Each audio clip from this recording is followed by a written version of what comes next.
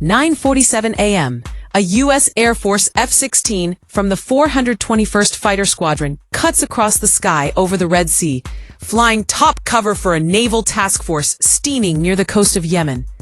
Below, hidden in the hills of Hodeidah, a Houthi SA-6 missile system powers up, locked in.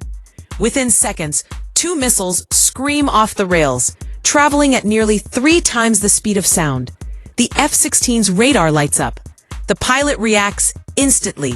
Flares, countermeasures, and a high-speed dive from 30,000 feet to 15,000 feet. One wrong move, and this turns into a headline. But the missiles miss. And that's when everything changes. At exactly 9:47 a.m. local time over the Red Sea, 2 missiles streaked through the sky, launched by Houthi rebels from Yemen. Their target, a U.S. F-16 fighter jet, and a nearby MQ-9 Reaper drone flying a routine patrol. But something went wrong. The missiles missed both of them. What followed wasn't a technical failure. It triggered a military response the Houthis weren't ready for. This wasn't the first time the Houthis had taken aim at U.S. assets, but this time they went for a high-value jet and failed.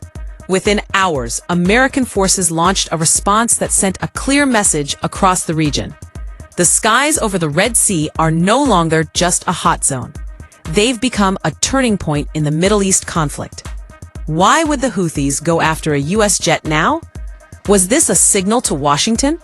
Or a mistake they'll regret? And how did the U.S. military strike back? The U.S. Central Command immediately confirmed the incident, stating, "A U.S. fighter jet and an MQ-9 drone were engaged by surface-to-air missiles launched from Houthi positions. Both aircraft evaded the attack and returned safely to base."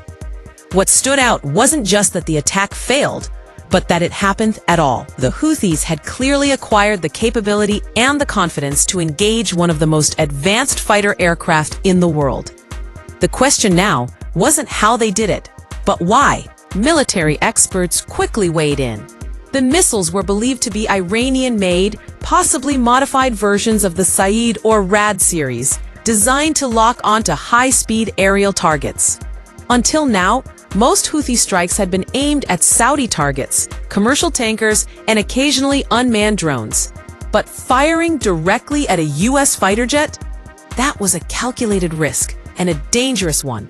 Within hours, U.S. Navy warships in the region were placed on high alert. F-18s were scrambled from the nearest carrier group, and reconnaissance intensified across the Yemeni coastline. More importantly, the failed attack gave